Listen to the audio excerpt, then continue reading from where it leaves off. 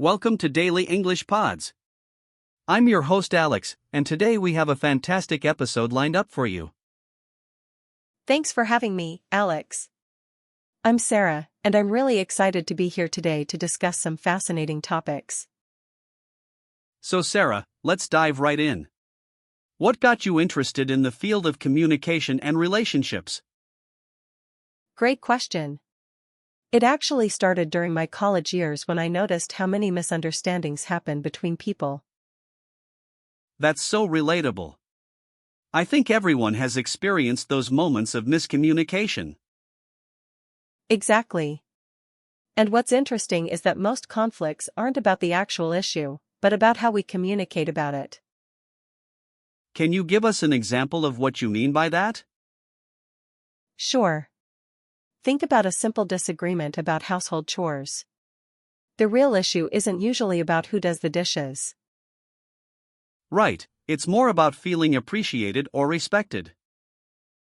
Precisely. When someone says, "You never help around the house," they're really expressing a deeper emotional need. So how do we get better at recognizing these underlying needs? The first step is active listening. Instead of preparing your response, truly focus on understanding the other person. That sounds simple, but I imagine it's quite challenging in practice. It really is. Our brains are wired to defend ourselves, so we naturally start formulating counterarguments. What techniques do you recommend for overcoming that instinct? One powerful technique is to pause before responding. Even just 3 seconds can make a huge difference. 3 seconds doesn't sound like much, but I bet it feels like an eternity in a heated discussion. Huh. You're absolutely right. But that pause allows your emotional brain to calm down and your rational brain to engage. Let's talk about digital communication. How has texting and social media changed the way we relate to each other? This is such an important topic. We've gained convenience but lost so much nuance in our communications. What do you mean by nuance? Well, in face-to-face conversation, we pick up on tone, facial expressions, body language. Text strips all of that away. Which probably explains why so many arguments happen over text messages. Exactly. Studies show that we misinterpret the tone of text messages about 50% of the time. 50%. That's basically a coin flip. Right. And yet we're often completely confident in our interpretation, which makes it even more problematic. So what's the solution? Should we just avoid difficult conversations over text? Ideally, yes. But when that's not possible, I recommend using more explicit emotional language. Can you elaborate on that? Instead of just saying fine, say, "I'm feeling a bit frustrated, but I understand your point." Be explicit about your emotional state. That makes a lot of sense. Let's shift gears a bit. What about workplace communication? Workplace dynamics add another layer of complexity because there are power structures involved. How does that affect how we should communicate? People often feel they can't be fully honest with their managers, which creates a culture of indirect communication. And that probably leads to more misunderstandings. Absolutely. The best workplaces I've seen are ones where psychological safety is prioritized. Psychological safety. That's a term we hear a lot these days. What does it actually mean? It means feeling safe to take risks, make mistakes, and speak up without fear of punishment or humiliation. How can leaders create that kind of environment? It starts with how they respond to bad news. If a leader shoots the messenger, people stop bringing problems forward. That's such a good point. I've definitely seen that happen in organizations. The best leaders actually thank people for bringing up problems, even when the news is difficult to hear. Let's talk about conflict resolution. What's your approach when two people are really at odds? The first thing I do is try to understand each person's perspective separately before bringing them together. Why is that important? Because people are more honest when they're not in front of the person they're in conflict with. That makes sense. And then what? Then I look for common ground. Usually, both parties want the same outcome, they just disagree on how to get there. Can you give us an example? Sure. Two team members might be arguing about a project approach. But they both want the project to succeed. So you focus on that shared goal. Exactly. Once they remember they're on the same team, the conversation becomes much more productive. What about situations where there really isn't common ground? Those are tougher.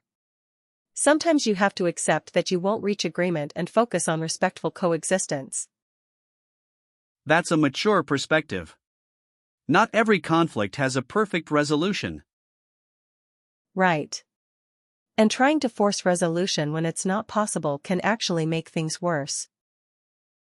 Let's talk about something many of our listeners deal with: difficult family dynamics. Oh, family communication is its own special challenge because there's so much history involved. What do you mean by that? Every family has patterns that have developed over decades. Breaking those patterns is incredibly hard. Like what kinds of patterns? Things like who plays the peacemaker, who avoids conflict, who always has to be right. These roles get established early. And people get stuck in those roles even as adults. Exactly. You might be a successful CEO, but at Thanksgiving dinner, you're still the baby of the family. Ha! That's so true. How do we break out of those patterns? It requires conscious effort and often some uncomfortable conversations about the dynamics themselves. That sounds scary for most people. It is. But the alternative is staying stuck in patterns that don't serve anyone well. What's your advice for someone who wants to improve their family communication?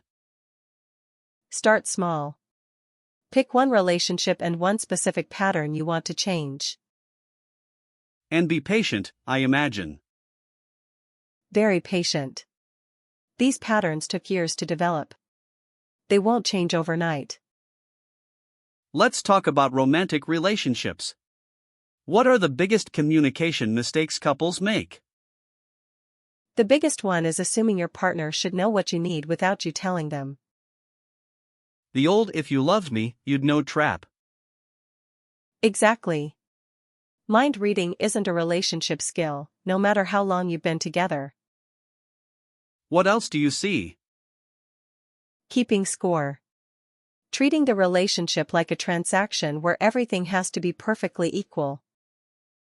But shouldn't relationships be equal? They should be equitable over time, but not necessarily equal in every moment. Sometimes one person gives more. That's a helpful distinction. Equitable versus equal. Right. In healthy relationships, both partners trust that things will balance out over time. What about the silent treatment? I know that's common, but is it ever effective? It's one of the most damaging communication patterns. It's essentially emotional withdrawal. Why do people do it then? Usually because they feel overwhelmed and don't know how to express their feelings constructively. So what should they do instead? Say, I need some time to process this, but I'm not abandoning the conversation. Can we talk in an hour? That's so much better than just going silent. It is. It communicates the same need for space but without the emotional punishment. We're coming up on time, but I want to ask about one more thing. How do we teach these skills to children? This is so important. Children learn communication primarily by watching their parents. So we have to model good communication ourselves. Exactly. If kids see their parents resolving conflicts respectfully, they learn that's how it's done. Any specific techniques for teaching kids? Help them name their emotions. I can see you're frustrated. Can you tell me what's bothering you? Emotional vocabulary. Yes. Kids who can name their emotions are much better at managing them. This has been such a valuable conversation, Sarah. Any final thoughts for our listeners? Just remember that communication is a skill, not a talent. Anyone can get better with practice and intention. I love that. It's never too late to improve. Exactly. Every conversation is an opportunity to practice and grow. Thank you so much for joining us today, Sarah. This has been incredibly insightful. Thank you for having me, Alex. It's been a pleasure. And thank you to all our listeners for tuning in to Daily English Pods. Don't forget to subscribe and leave a review.